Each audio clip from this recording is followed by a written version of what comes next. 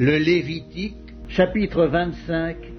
L'Éternel parla à Moïse sur la montagne de Sinaï et dit: Parle aux enfants d'Israël, et tu leur diras: quand vous serez entrés dans le pays que je vous donne, la terre se reposera. Ce sera un sabbat en l'honneur de l'Éternel. Pendant 6 années, tu ensemenceras ton champ. Pendant 6 années, tu tailleras ta vigne et tu en recueilleras le produit. Mais la 7e année sera un sabbat, un temps de repos pour la terre, un sabbat en l'honneur de l'Éternel. Tu n'ensemenceras point ton champ et tu ne tailleras point ta vigne. Tu ne moissonneras point ce qui proviendra des grains tombés de ta moisson, et tu ne vendangeras point les raisins de ta vigne non taillés. Ce sera une année de repos pour la terre. Ce que produira la terre pendant son sabbat vous servira de nourriture à toi, à ton serviteur et à ta servante, à ton mercenaire et à l'étranger qui demeure avec toi, à ton bétail et aux animaux qui sont dans ton pays. Tout son produit servira de nourriture.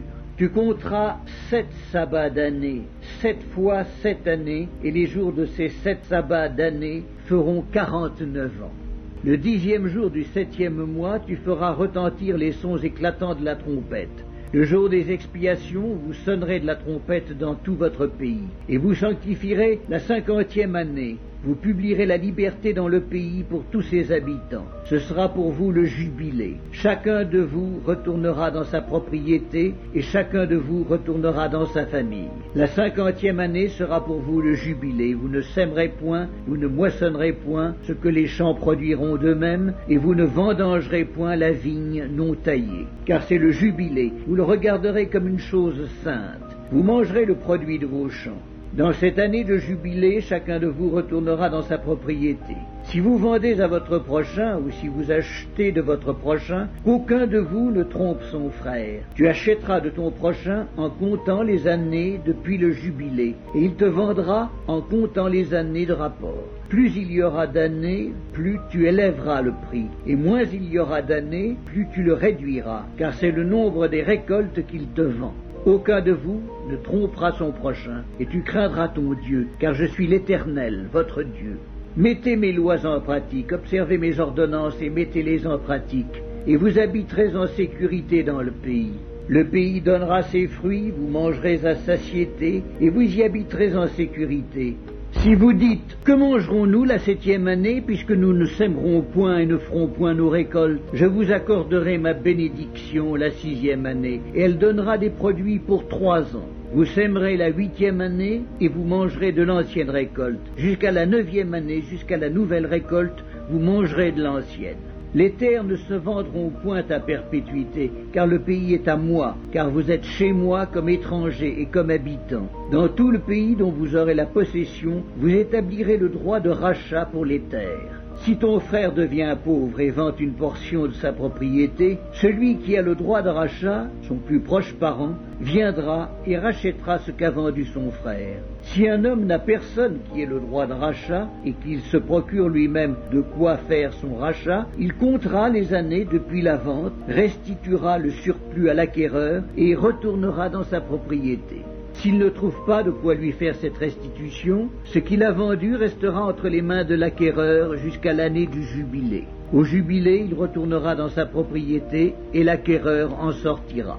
Si un homme vend une maison d'habitation dans une ville entourée de murs, il aura le droit de rachat jusqu'à l'accomplissement d'une année depuis la vente. Son droit de rachat durera 1 an. Mais si cette maison située dans une ville entourée de murs n'est pas rachetée avant l'accomplissement d'une année entière, elle restera à perpétuité à l'acquéreur et à ses descendants. Il n'en sortira point au jubilé. Les maisons des villages non entourés de murs seront considérées comme des fonds de terre. Elles pourront être rachetées et l'acquéreur en sortira au jubilé. Quant aux villes des Lévites et aux maisons qu'ils y posséderont, les Lévites auront droit perpétuel de rachat. Celui qui achètera des Lévites une maison sortira au jubilé de la maison vendue et de la ville où il l'a possédée. Car les maisons des villes des Lévites sont leur propriété au milieu des enfants d'Israël. Les champs situés autour des villes des Lévites ne pourront point se vendre, car ils en ont à perpétuité la possession. Si ton frère devient pauvre et que sa main fléchisse près de toi, tu le soutiendras. Tu feras de même pour celui qui est étranger et qui demeure dans le pays, afin qu'il vive avec toi. Tu ne tireras de lui ni intérêt ni usure, tu craindras ton Dieu, et ton frère vivra avec toi. Tu ne lui prêteras point ton argent à intérêt, et tu ne lui prêteras point tes vivres à usure. Je suis l'Éternel ton Dieu qui vous ai fait sortir du pays d'Égypte pour vous donner le pays de Canaan, pour être votre Dieu. Si ton frère devient pauvre près de toi et qu'il se vende à toi, tu ne lui imposeras point le travail d'un esclave. Il sera chez toi comme un mercenaire, comme celui qui y demeure. Il sera à ton service jusqu'à l'année du jubilé. Il sortira alors de chez toi, lui et ses enfants avec lui, et il retournera dans sa famille, dans la propriété de ses pères. Car ce sont mes serviteurs que j'ai fait sortir du pays d'Égypte. Ils ne seront point vendus comme on vend des esclaves. Tu ne domineras point sur lui avec dureté, et tu craindras ton Dieu. C'est des nations qui vous entourent que tu prendras ton esclave et ta servante qui t'appartiendront. C'est d'elles que vous achèterez l'esclave et la servante. Vous pourrez aussi en acheter des enfants des étrangers qui demeureront chez toi et de leurs familles qui engendreront dans votre pays, et ils seront votre propriété. Vous les laisserez en héritage à vos enfants après vous comme une propriété. Vous les garderez comme esclaves à perpétuité. Mais à l'égard de vos frères, les enfants d'Israël, aucun de vous ne dominera avec dureté sur son frère. Si un étranger, si celui qui demeure chez toi devient riche, et que ton frère devienne pauvre près de lui et se vende à l'étranger qui demeure chez toi ou à quelqu'un de la famille de l'étranger, il y aura pour lui le droit de rachat après qu'il se sera vendu. Un de ses frères pourra le racheter. Son oncle, ou le fils de son oncle, ou l'un de ses proches parents pourra le racheter. Ou bien, s'il en a les ressources, il se rachètera lui-même.